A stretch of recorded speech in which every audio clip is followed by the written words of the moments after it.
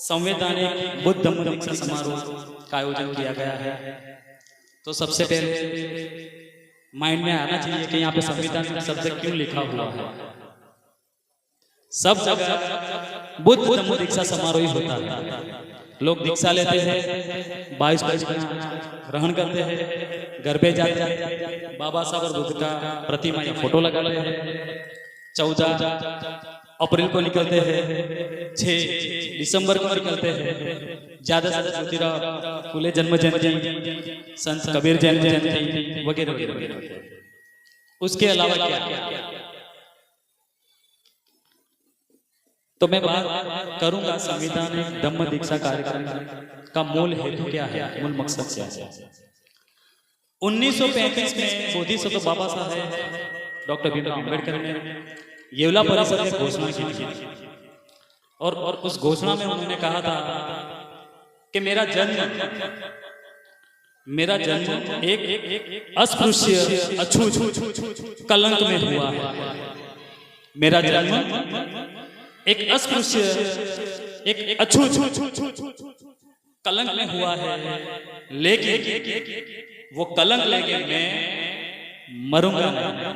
ये बाबा साहब ने घोषणा की नासिक में येवला परिषद में 1935 में। लेकिन आपको समझाया गया होगा या पढ़ाया गया होगा, आपने सुना होगा कि मेरा जन्म हिंदू में हुआ है, लेकिन मैं हिंदू मिल करके मरूंगा नहीं। ये बात गलत है। अब वॉल्यूम 38 उठा के देख लीजिए, पेज नंबर 498 पर ये लिखे हुए जो मैंने आपको बात बताई है। बराबर बाबा साहब ने उस कलंक को मिटाने के लिए घर वापस किया।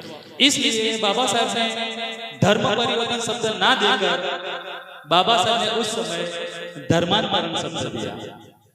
क्यों? दोनों में जमीन आसमान का अंतर है। धर्म परिवर्तन मतलब ये होता है जो भारत देश का धर्म ना हो, जो भारत देश का धर्म ना हो। अब भारत देश के कौन से धर्म नहीं है? इस्लाम भारत देश का है नहीं है। ईसाई या क्रिश्चियन भारत देश का है नहीं है। यहूदी भारत देश का है नहीं। तो इसके अलावा कौन सा धर्म है जो भारत देश के मूल धर्म है? तो वो है बौद्ध, जैन और सिख। लेकिन सबसे पहले बौद्ध, जैन, सिख बात है। इसलिए बाबा साहब ने धर्मांतरण शब्द दिया। उसका मतलब हमें समझाया कि जो व्यक्ति अपने पूर्वजों का इतिहास जान लेगा, जो व्यक्ति अपने पूर्वजों का इतिहास जान लेगा और वो इतिहास जानकर मानकर अपनी बुद्धि के बल पर नया धर्म अपनाएगा, उसको धर्मांतरण कहा जाएगा और उसको उसके पूर्वजों के मूल धर्म में घर वापस कहा जाएगा। तो आज भोपाल की पावन भूमि पर यह 39 लोगों ने ये काम करके दिखाया है जो बाबा साहब ने 1935 में कहा था और बाबा साहब 1956 21 साल लिए। और यहाँ पे जो दीक्षा जो उपलब्ध है, उन्होंने बहुत कम समय में ये बात, छोटी सी बात बाबा साहब की समझ। बाकी अभी तो वेट कर रहे हैं, पता नहीं वो कब करेंगे, हमें नहीं पता, लेकिन ये कार्यक्रम के बाद अवश्य करेंगे, वो मैं आपको गारंटी दे सकता। अब धर्म परिवर्तन की बात होगी, धर्मांतरण की बात होगी, धम्म दीक्षा की बात हो रही है। लोग त्रिशरण ग्रहण करेंगे, पंचशील यानी 5 संकल्प लेंगे और उसका अनुसरण करेंगे। कितने अनुसरण करेंगे उसका भी कोई गारंटी है? कोई गारंटी नहीं। क्यों? इसलिए बाबा साहब बार बार कहते हैं, बाबा साहब खुद गाली देते हैं, मैं नहीं दे रहा हूं, बाबा साहब की किताब में लिखा हुआ है ना कि हम जैसे थे वैसे के वैसे। आज दीक्षा ले रहे हैं, मैं दीक्षा की बात नहीं कर रहा, मैं हमारे पूरे समाज की बात कर रहा हूं। हालांकि समाज शब्द उपयोग नहीं करना चाहिए, समाज शब्द हमारा नहीं है। समाज शब्द गुजराती भाषा में है, हिंदी भाषा में, मराठी में है, संस्कृत में, सब में है। पाली भाषा में समाज शब्द नहीं है। समाज किसका होता है? आहिरवार समाज, कुशवाहा समाज, वाल्मीकि समाज, ये समाज है। तो समाज किसके ऊपर निर्भर है? जातिवाद के। तो बौद्धों का कोई समाज नहीं होता। तो बौद्धों का क्या होता? तो बौद्धों का संघ होता है।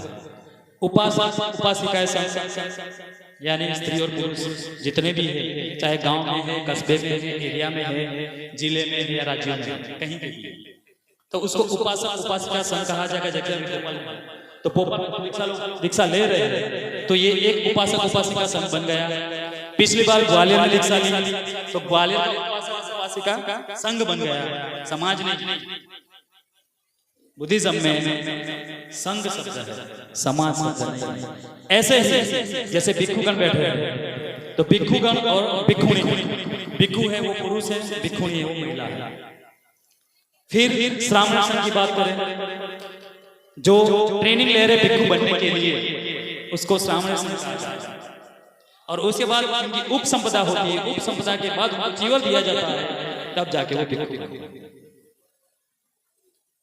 तो संविधानिक शब्द यहाँ इसलिए लिखा है, जैसे यहाँ पे विश्व प्रचार हो रहा था, बाबा साहब की अंतिम इच्छा बुद्ध धम्म की ले लो दीक्षा। पर बुद्ध धम्म की कौन सी दीक्षा? तो बुद्ध धम्म की संवैधानिक दीक्षा। बाबा साहब ने ये कहा। संवैधानिक दीक्षा का मतलब ये बाबा साहब ने कहा है, 50 में संविधान लागू हो चुका था और 56 में बाबा साहब दीक्षा ले रहे हैं, है ना? तो इसीलिए बाबा साहब ने संवैधानिक दीक्षा यानी डॉक्यूमेंट दीक्षा, दस्तावेज पर दीक्षा, आपके कागजों पर दीक्षा। कागजों पर दीक्षा क्यों? क्योंकि बाबा साहब समझ गए थे, जो हमारे पूर्वजों जो भूल की है, जो गलती की है, वो हमें नहीं करनी चाहिए। अब यहाँ पे कितने सारे बुजुर्ग लोग बैठे हुए हैं, उनको पता हो। अब कोई भी अपनी जमीन का कोई कागज मुझे दिखा दे, पड़ा हो तो खुद की जमीन का नहीं होगा, तो गलती की ना।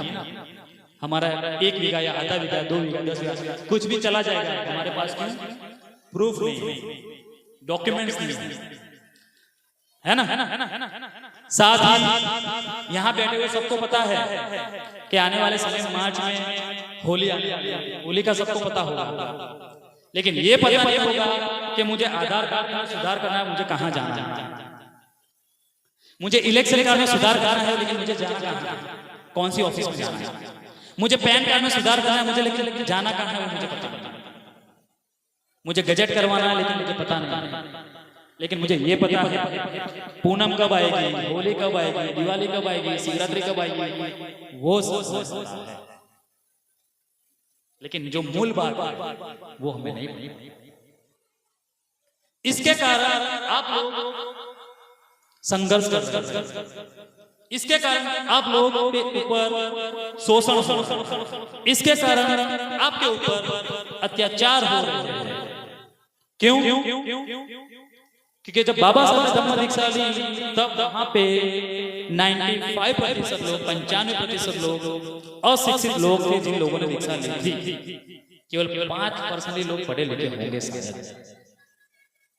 क्योंकि बाबा साहब ने केवल आह्वान किया था कि जिन लोगों को धम्म दीक्षा लेनी हो, वो सफेद वस्त्र पहनकर नागपुर में ये तारीख को इतने बजे आ जाए। तो हमारे समाज का, हमारे भगवान का बुलावा है, तो हमें आगे पूछे कुछ देखना नहीं है। वो बेचारे अनपढ़ लोग, अशिक्षित लोग वहां जाके धम्म दीक्षा ले। धम्म दीक्षा लेने के बाद उन्होंने डॉक्यूमेंट पर बहुत नहीं करवाया। क्या करवाया है? तो या तो हिंदू महार होगा, हिंदू वाल्मीकि होगा, अहिरवार होगा, कुशवाहा होगा, चमार होगा, वाल्मीकि होगा, ऐसा ही। तो इसके कारण क्या हुआ? इसके कारण बौद्ध की जो मूवमेंट है वो सीमित रह गई, यानी कम रह गई। वो मूवमेंट जो है वो आगे नहीं बढ़ी। अभी आप 2011 की जनगणना हुई अंत में, अब आरटीए लगाकर देख लो भारत के अंदर बौद्ध कितने हैं, तो आपको पता चल जाएगा। केवल 98 lakh, 98 lakh Buddhist on record 2011 तक भारत देश में है। हालांकि कितने होने चाहिए थे? कितने होने चाहिए? 25 से 30 करोड़ तो कम से कम होने चाहिए था ना। अगर 7 लाख या 10 लाख लोगों ने धम्म दीक्षा नागपुर में ली है तो।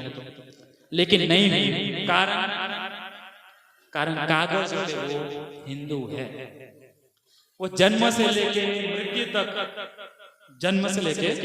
मृत्यु तक सभी के सभी संस्कार बहुत करवाएंगे, लेकिन जब उस व्यक्ति का अवसान हो जाएगा, उसकी मृत्यु हो जाएगी और आप जन्म मरण विभाग में उसका दाखला लेने जाओगे और वहां पे जब फॉर्म भरोगे तो वहां पे आप धर्म के कॉलम में क्या लिखोगे? कौन व्यक्ति मरा? हिंदू व्यक्ति। हालांकि वो जन्म से लेके मृत्यु तक पूरा जीवन उसने बुद्धिज्म में समाप्त कर दिया, खत्म कर दिया। फिर भी जब मृत्यु का प्रमाण पत्र लेने जाते हो तो वहां फॉर्म आप जब भरते हो तो वहां पे एक कॉलम आएगा, धर्म का कॉलम। उसमें आप क्या लिखते हो? वो नहीं लिख सकते, क्योंकि तुम्हारे पास एविडेंस नहीं है, तुम्हारे पास प्रूफ ही नहीं है। तुम साबित कर सको कि मैं जिया हूं बुद्धिस्ट और मरा भी बुद्धिस्ट, मुझे पंचशील भी आती है, अष्टशील भी आती है, 750 गाथाएं भी आती है, सब आता है, लेकिन कागज में जमा या रोहित या वाल्मीकि अहिर कुशवाहा।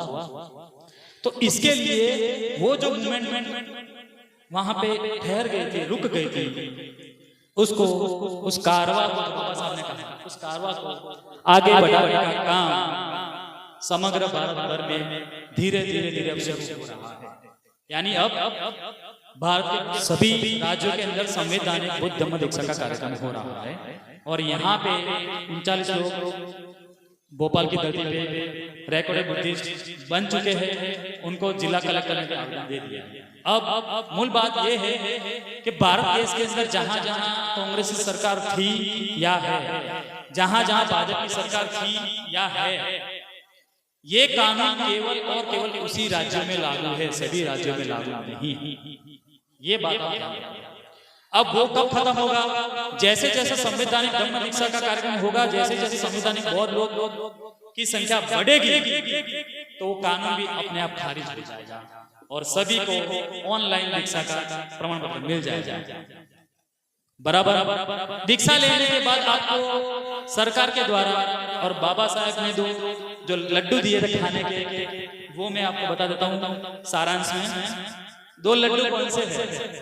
अगर शेड्यूल कास्ट का कोई भी भारत का व्यक्ति, अगर शेड्यूल कास्ट का, अनुसूचित जाति या अनुसूचित जनजाति का भारत देश का कोई भी व्यक्ति अगर बौद्ध धम्म अंगीकार करता है तो उसका जो आरक्षण है उस पे कोई भी असर होती नहीं, वो ऐसा का ऐसा ही रहेगा।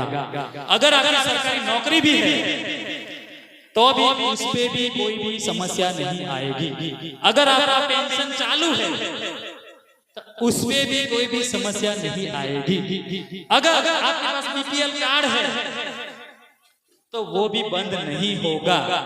अगर आपकी कोई सरकारी योजनाएं भी चल रही है तो वो भी बंद नहीं होगी।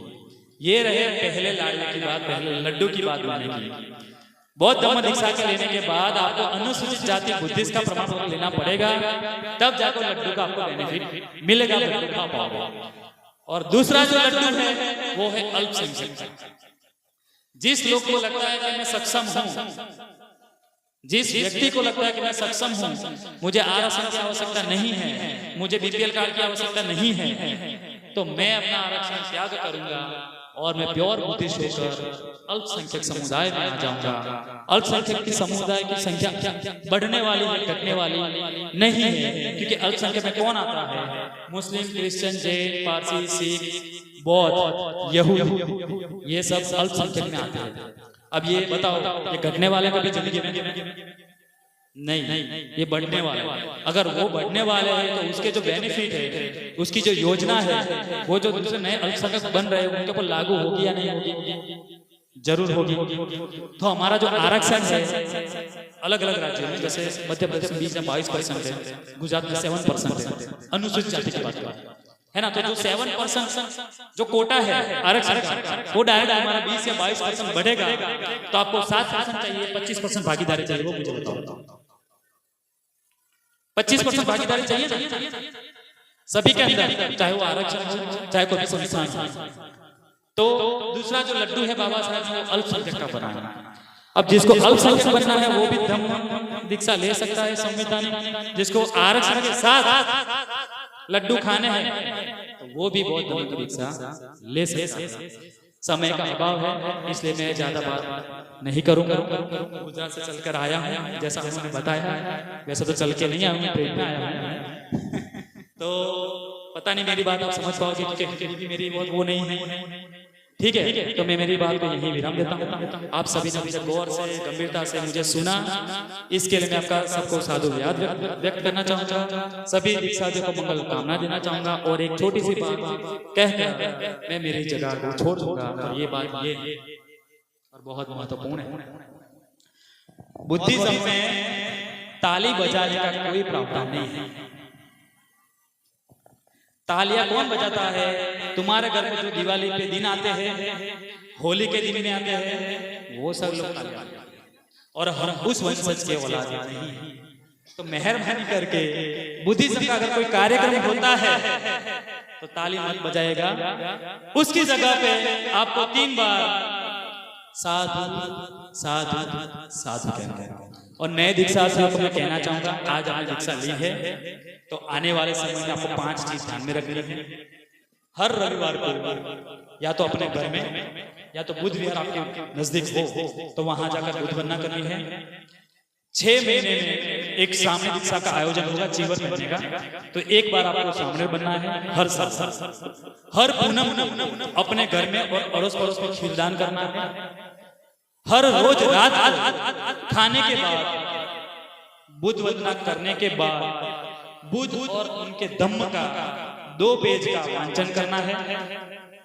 और पुराना जो आपका धर्म के जो प्रतीक है उसका धीरे धीरे त्याग करना है। मैं प्रतीक की बात कर रहा हूँ, मैं आस्था की बात नहीं कर रहा हूँ। और प्रतीक ये है कि बुद्धिज्म में टीका या चांदला करने का प्रावधान नहीं है।